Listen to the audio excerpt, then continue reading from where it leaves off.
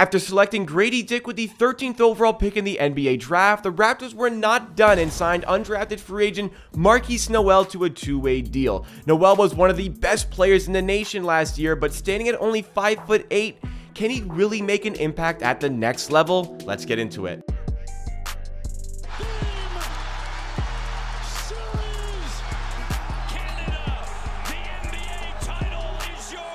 What's going on, NBA and Raptors fans? Welcome to Amateur Hour Sports, the YouTube channel dedicated to Toronto Raptors content in videos, live streams, and shorts. If you like what you see from today's video and you want to see more content just like it all throughout the offseason, then make sure you are subscribed to the channel. Help me on my road to 15,000 subscribers. And by the way, guys, apologies for getting this video out late. This weekend was very tough to make videos, but happy to be talking about Markuis Nnwell today because he's a very intriguing and exciting player, and it's very exciting to see the potential of what you could get out of him with this undrafted signing. I mentioned even in March, watching this guy play in the NCAA tournament, that it might be worth a team in the mid to late second round to take a gamble on this guy and see how far his talent can take him, because the only thing holding him back is his height, 5'8". But I mentioned that, hey, a team might want to take a stab at him late in the second round, but it's the Raptors that are taking a gamble on him, and it did not cost him a pick in order to do it. So I really like this move by the Raptors front office. But the thing you need to get over with the player is the fact that, yes, he is 5'8". Now, for a player who's 5'8", a 6-foot wingspan is pretty good. It's just when you consider the rest of the NBA talent pool and the rest of this draft class, that's just still not very good from a height perspective. But really put himself with the potential to get drafted this year after an outstanding season with Kansas State. Slowly been climbing up the ranks. He's a player who's been doubted his whole life for obvious reason. So he's had to work very hard to get in this position. And with that outstanding season, it put him on some draft radars. I'm sure some teams just had some thinking, some suspicion maybe they could draft him, but in the end, it was a pretty deep draft class. So ultimately, the player goes undrafted, and the Raptors scoop up the opportunity to put him on their team for summer camp and to see, once again, how far that talent can take him. Because it's very clear the talent is there for the 23-year-old after this outstanding season with Kansas State. 17.6 points per game mixed with over 8 assists per game as well. Certainly something you want to see in this category for a point guard. Really controls the game well. An excellent shooter. We'll get to more of that when we talk about the strength of this player. But on top of that, on the defensive side of the court, he produced some very good defensive numbers as well. His defensive box plus minus was actually quite good this season, and he actually registered 2.6 steals per game. So he's a very capable defender. It's just teams know in the NBA level, that's going to get picked on a lot more often for his size. He's going to get hunted, and he's going to have a lot of problems there. From an efficiency standpoint, the two-pointers, it's not really much of a surprise. You know, the bulk of your shooting, the bulk of your efficiency comes at the rim with layups. The most efficient shot in the league is a layup, but when you're too small to get out there amongst the trees, that can lead to some difficulties. So the field goal percentage here sits at 38.6%, but the three-point percentage is very good, 35.5%, and this is a player as well who has very deep range and is willing to use it, which knocks down that three-point percentage a little bit, and also the amount of shots he takes there knocks down a little bit, but adding in the true shooting percentage here at 56%,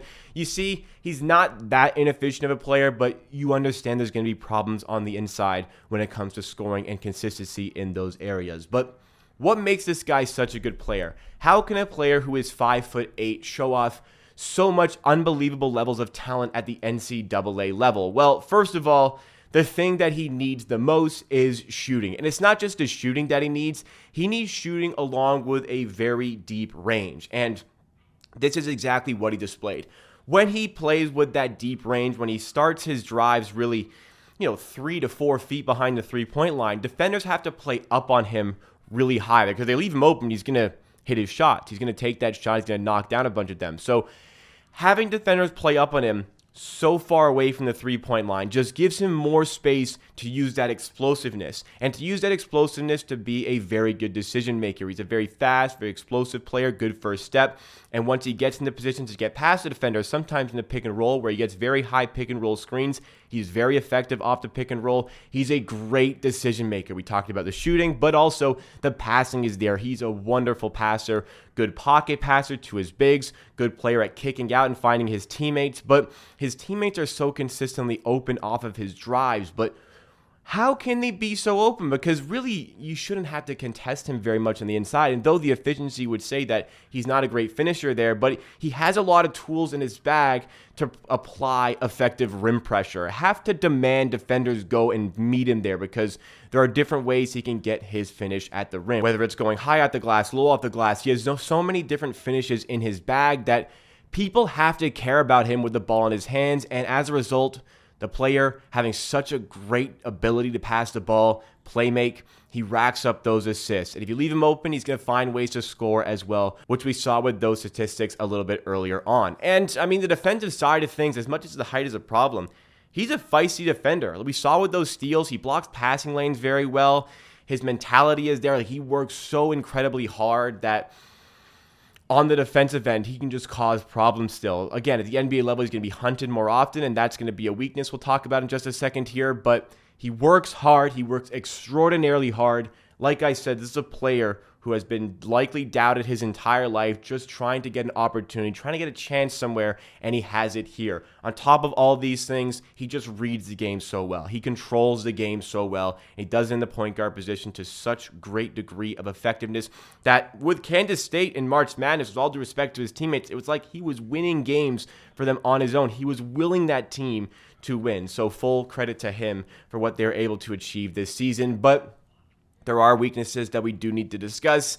And Markuis, I don't mean to be disrespectful here, but the first two weaknesses that I'm going to line up here are both size. It's such a weakness that I have to put it down twice. He's 5'8". He's 5'8". It's extraordinarily rare for a player of that height to be able to find success at the NBA level, and having that height being a problem just leads to other issues as well, mainly in the interior efficiency, which we spoke about. He's capable, he's talented, but it's just finishing amongst the trees, especially the better ones at the NBA level or even the G League level we'll start to talk about as well. That's going to be a problem. And on the defensive side of things, like the size, he's just going to get picked on. If he's on the court, teams are going to be hunting that matchup. And if they, like, you can even have a 6'3", 6'4" guard.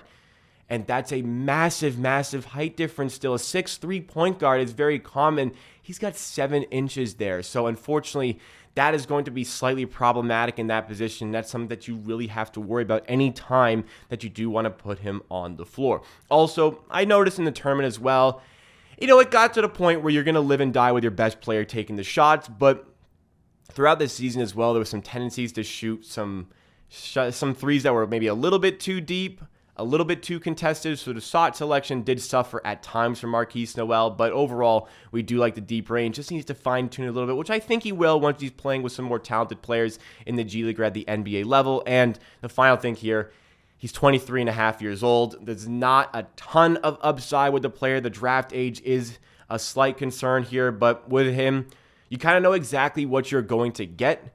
And he had to work himself up through lower divisions in college to get to Kansas State. It took him 2 seasons to really explode onto the scene and really, really make a name for himself and get him this opportunity with an NBA team. I don't really have a player comparable for today because it's so difficult to lay one out for a player who's 5'8", but I really like this gamble by the Raptors. You're going with a two-way slot here for a player who has exceptional basketball ability and exceptional basketball talent. It didn't cost the Raptors a draft pick to make this happen. They just understand the insane talent within the player, and they want to see how far the talent can take him. Anytime Markuis Nnwell has been dealt a difficult hand, which clearly he has been, anytime he's faced adversity, and I can only imagine, maybe I can't even imagine, the amount of times he's been told he's too small. He's too small to play college ball. He's too small to play Division I college ball. He's too small to play in the G League. He's too small to play in the NBA.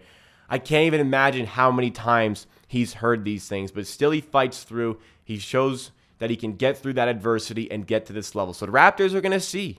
They're going to put him out there on the court.